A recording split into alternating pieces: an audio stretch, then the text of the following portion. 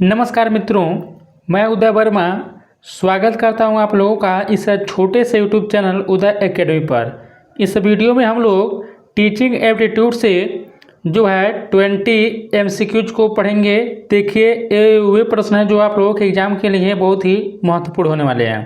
और देखिए दोस्तों, आज ICT का जो है वीडियो जो है नहीं रिकॉर्ड हो पाया है। कल मैं ICT वाला वीडियो आप लोगों को प्रोवाइड करा दूंगा। तो चलिए हम लोग शुरू करते हैं।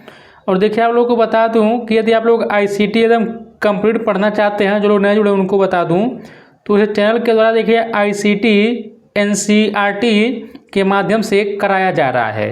और देखिए इसके पहले जो EMRS में TGT का एग्जाम हुआ था, उस टाइम ICT में 10 क्वेश्चंस पूछे गए थे। उनमें से 7 क्वेश्चंस का प्रूफ मैं NCERT से दिया था, हुबहू जो है कॉपी पेस्ट किया गया था। प्रूफ वाला वीडियो चैनल पर मिल जाएगा, जाकर देख लीजिएगा आप लोग, देखना हो तो। बाकी आप लोग का ICT का NCERT से थियरी का मैं क्लास स्टार्ट करा दिया हूँ। तो चलिए हम लोग समय ना गंवाते हुए पहला क्वेश्चन देखते हैं। देखिए पहला क्वेश्चन दिया कि शिक्षण प्रक्रिया में सहभागिता का अर्थ है केवल शिक्षक बोले कि छात्र भी सक्रिय रहे, कि छात्र चुप रहे, कि केवल लिखित कार्य हो। देखिए दोस्तों, यह जो शिक्षण प्रक्रिया होता है, इसमें जो सहभागिता का जो अर्थ होता है कि छात्र भी सक्रिय रहे। और देखिए शिक्षण तभी प्रभावी होता है जब विद्यार्थी भी संवाद, प्रश्न उत्तर व गतिविधियों में भाग लेता है। तो इसका ऑप्शन नंबर जो होगा बी इसका सही होगा। दूसरा क्वेश्चन हम लोग देखते हैं। देखिए दिया कि निम्न में से कौन सा प्रभावी शिक्षा का गुण नहीं है? धैर्य नहीं है, कि सहानुभूति नहीं है, कि पक्षपात नहीं है, कि सुसंवाद कौशल नहीं है। देखिए इसका ऑप्शन नंबर सी होगा, जो पक्षपात है। यह देखिए अच्छा शिक्षक देखिए निष्पक्ष होना चाहिए, पक्षपात शिक्षण का गुण नहीं होता है। तो ऑप्शन नंबर क्या होगा, जो होगा वह सी होगा। और देखिए दोस्तों, शिक्षक के अंदर समानुभूत होनी चाहिए, भी आप लोग याद रखिए। सहानुभूति नहीं, देखिए समानुभूत होनी चाहिए, भी आप लोग याद रखिएगा। क्वेश्चन नंबर देखिए तीसरा दिया है कि ब्लैक बोर्ड का उपयोग मुख्यतः किसके लिए होता है? शोर बढ़ाने के लिए, कि निर्देश स्पष्ट करने के लिए, कि केवल सजावट के लिए, कि उपस्थिति लिखने के लिए। देखिए इसका ऑप्शन नंबर बी होगा, जो ब्लैक बोर्ड होता है इसका प्रयोग दृश्य सहायता के लिए किया जाता है, जिसमें देखिए कॉन्सेप्ट को आसानी से समझाई जाती है। अब मान लीजिए अधिकतर चीज़ें जो है बोलकर अगर हम लोग किसी लिखवाते तो उतना जो है अच्छा नहीं रहता है, जितना अच्छा वो लिख कर भी और बोलकर प्रकट करते हैं चीज़ों को। तो देखिए इससे जो है जो बालक पढ़ते हैं, स्टूडेंट पढ़ता है, तो वह चीज़ों को और भी सीखता है, तो वह सुनता भी है और देखता भी है। तो यहाँ पर देखिए इसका ऑप्शन नंबर बी जो होगा इस प्रश्न का सही होगा। चौथा क्वेश्चन देखिए दिया है शैक्षिक उद्देश्यों का निर्धारण किस चरण में होता है? बताइए आप लोग, शिक्षण में, कि मूल्यांकन में, कि पूर्व सक्रिय चरण में, कि व्यवहार चरण में। देखिए चौथे का ऑप्शन नंबर सी सही होगा। जो शैक्षिक उद्देश्य है इसका निर्धारण जो होता है वह पूर्व सक्रिय चरण में होता है। देखिए कक्षा में प्रवेश से पूर्व शिक्षक उद्देश्यों व योजना का निर्धारण करते हुए भी आप लोग याद रखिएगा। याद रखिएगा, जो क्लास में प्रवेश करने से जो पहले जो टीचर होता है क्या करता है, जो ऑब्जेक्टिव्स व प्लानिंग होते हैं उसका ऑलरेडी वह निर्धारण पहले से ही कर लेता है। तो ऑप्शन नंबर इसका सी जो होगा सही होगा। प्रश्न नंबर देखिए 5 है कि सतत और समग्र मूल्यांकन CCE का मुख्य उद्देश्य है केवल वार्षिक परीक्षा लेना, कि समग्र विकास मापना, कि दंड देना, कि रटना जांचना।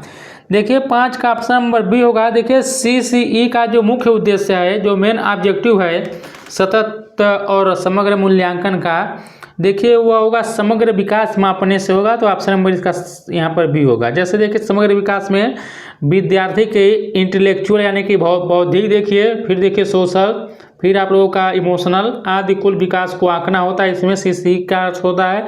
तो ऑप्शन नंबर यहाँ पर बी जो होगा सही होगा। अगला क्वेश्चन देखते हैं। प्रश्न नंबर देखिए 6 दिया है कि शिक्षण का सर्वाधिक उपयुक्त रूप कौन सा है? शिक्षक केंद्रित, कि विषय केंद्रित, कि छात्र केंद्रित, कि परीक्षा केंद्रित। देखिए दोस्तों, जो शिक्षण का सर्वाधिक उपयुक्त यहाँ पर जो रूप पूछा है, देखिए वह चाइल्ड सेंटर्ड होगा, छात्र केंद्रित होगा। ऑप्शन नंबर सी जो होगा सही होगा।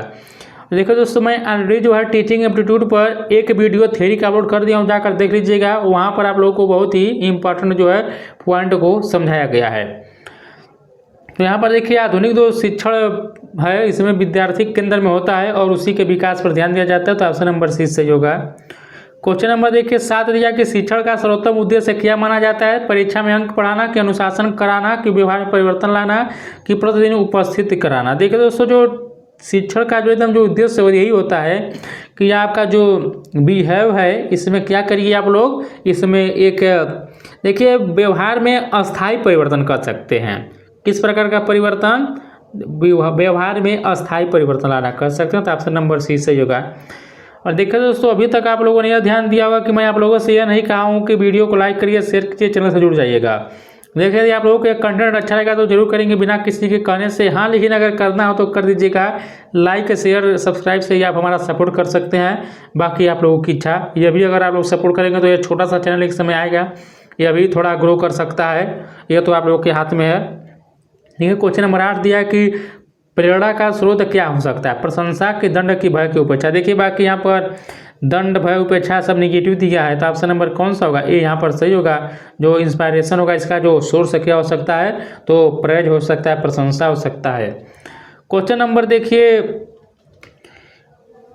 9 दिया है, हार्वर्ड गार्डनर का कार्य किससे जुड़ा? देखिए यदि आप लोग सीटेट क्वालिफाई होंगे तो ऑलरेडी आप लोग इसको हार्वर्ड गार्डनर के बारे में जानते होंगे।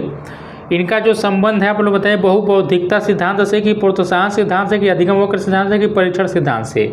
देखिए इसका ऑप्शन नंबर जो होगा वह 9 होगा। यहाँ पर 9 का जो होगा इसका ये होगा। जो हार्वर्ड गार्डनर है इनका जो संबंध है, देखिए ये बुद्धिमत्ता के इन्होंने अनेक रूप बताए हैं, जैसे भाषिक होता है, तार्किक होता है, संगीतात्मक होता है। तो यहाँ पर ऑप्शन नंबर इसका क्या हो जाएगा? ए जो होगा से होगा। देखिए 7-8 रूप इन्होंने बताया था। अगला हम देखते हैं प्रश्न नंबर देखिए 10 है कि शिक्षा का दार्शनिक आधार किससे संबंध है? परीक्षा से कि पाठ्यक्रम से कि मूल्य एवं सिद्धांत से कि अनुशासन से। देखिए ऑप्शन नंबर सी सही होगा। दार्शनिक आधार जो है शिक्षा में मान्यताओं, मूल्यों व आदर्शों का निर्धारण करता है। तो ऑप्शन नंबर देखिए इस क्वेश्चन का जो सी होगा वह सही होगा। क्वेश्चन नंबर हम लोग 9 देखिए यहाँ पर 11 नंबर ये होना चाहिए। हाँ 11 नंबर, 21 नहीं है। निम्न में से कौन सा प्रत्यक्ष शिक्षण सहायक, मतलब प्रत्यक्ष मतलब क्या, जिसे लोग डायरेक्टली अपनी आंख से देखते हैं? मानचित्र है कि मॉडल है कि वास्तविक वस्तु है कि फोटो है? तो यहाँ पर प्रत्यक्ष शिक्षण सहायक कौन सा हो जाएगा? देखिए वास्तविक वस्तु होगा यहाँ पर। तो ऑप्शन नंबर यहाँ पर जो होगा एस होगा। जैसे देखिए वास्तविक वस्तु क्या है कि वस्तु सबसे प्रत्यक्ष अनुभव देती है। तो ऑप्शन नंबर यहाँ पर सी जो होगा सही। वास्तविक मतलब समझ रहे हैं ना, जैसे मान लीजिए मानचित्र है, मॉडल है, फोटो है, निर्जीव चीज़ है।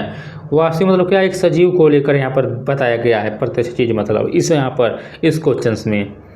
क्वेश्चन नंबर 12 है कि डायग्नोस्टिक इवेल्युएशन का उद्देश्य है त्रुटि पहचानना कि नाम देना कि अंक बांटना कि पाठ दोहराना।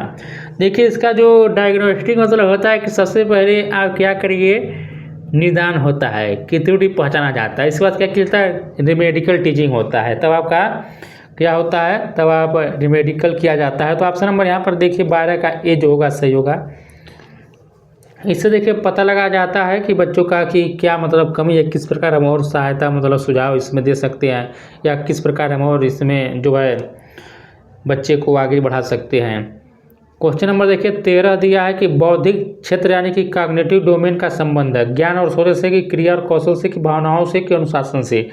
देखिए जो कॉग्निटिव डोमेन है इसका जो संबंध है नॉलेज एंड थिंकिंग से। तो ऑप्शन नंबर इसका ज्ञान और सोच होगा, ये सही होगा। क्वेश्चन नंबर देखिए 14 हम लोग देखते हैं। दिया कि शिक्षण में उदाहरण देने का मुख्य उद्देश्य है समय खींचना कि गहराई से समझाना कि दंड देना कि कक्षा शांत कराना। देखिए जो शिक्षण में उदाहरण देने का जो मुख्य उद्देश्य यही होगा कि आप चीज़ों को गहराई से समझाइए, कि उदाहरण से आप जटिल अवधारणाएं कॉन्सेप्ट सरल और स्पष्ट हो जाती है। देखिए जब आप लोग एग्जाम्पल देते हैं, जब चीज़ों को गहराई से समझाते हैं तो वहाँ पर क्या हो जाती है, कठिन से कठिन भी कॉन्सेप्ट ईजी बन जाता है। तो ऑप्शन नंबर यहाँ पर बी सही होगा।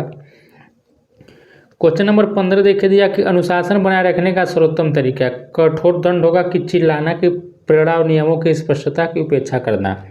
देखिए 15 का ऑप्शन नंबर सी होगा। तो यहाँ पर जो होगा अनुशासन बनाए रखने का जो सबसे अच्छा तरीका है प्रेरणा और नियमों की स्पष्टता होगा। तो ऑप्शन नंबर सी होगा। क्वेश्चन 16 की शिक्षा यानी को एजुकेशन का लाभ है प्रतिस्पर्धा घटती है इससे कि समाजीकरण बढ़ता है कि कौशल घटते हैं कि असमानता बढ़ती है। देखिए इसका ऑप्शन नंबर जो होगा बी होगा। शिक्षा से जो लाभ होता है वह सामाजिकरण से बढ़ता है, सोशलाइजेशन में इंक्रीजिंग होती है। तो ऑप्शन नंबर इसका बी सही होगा। अगला क्वेश्चन देखिए दिया कि मूल्य शिक्षा का मुख्य उद्देश्य व्यवहार में श्रेष्ठता लाना कि केवल अंक बढ़ाना कि पाठ्यक्रम पूरा करना कि नौकरी दिलाना। देखिए मूल्य शिक्षा का ये अर्थ होता है कि व्यवहार में आप क्या करें, श्रेष्ठता लाएं। जैसे व्यक्ति के चरित्र हो गया, नैतिकता हो गया, यही सब क्या करती है, व्यक्ति को श्रेष्ठ बनाती है। तो ऑप्शन नंबर ए इसका सही होगा। क्वेश्चन नंबर 18 दिया कि शैक्षिक मनोविज्ञान शिक्षक की सहायता करता है कक्षा सजाने में, कि छात्रों को समझाने में, कि पाठ्यक्रम घटाने में, कि परीक्षा तिथि तय करने में। देखिए, जो शैक्षिक मनोविज्ञान होता है यह छात्रों को समझने में यह शिक्षक की सहायता करता है। तो ऑप्शन नंबर बी होगा। देखिए, शैक्षिक मनोविज्ञान से शिक्षक बच्चे की इंटरेस्ट हो, व्यवहार और ज़रूरतें समझ पाता है। तो ऑप्शन बी होगा। क्वेश्चन नंबर 19 है कि शिक्षण में सबसे पहले क्या निर्धारित किया जाता है, प्रश्न पत्र के उद्देश्य के ब्लैक बोर्ड के गृह कार्य। देखिए, टीचिंग में सबसे पहले ऑब्जेक्टिव यानी कि उद्देश्य को स्पष्ट किया जाता है, निर्धारित किया जाता है। बिना उद्देश्य के शिक्षण दिशाहीन होता है, इसलिए पहले लक्ष्य तय होते हैं। तो ऑप्शन नंबर इसका बी जो होगा सही होगा। अगला क्वेश्चन दिया है कि शिक्षण परीक्षण का मुख्य प्रयोजन है दंड देना, कि सीखने का आकलन करना, कि शिक्षा का मूल्यांकन करना, कि समय बिताना। देखिए, ऑप्शन नंबर इसका भी होगा, सीखने का आकलन करना होगा।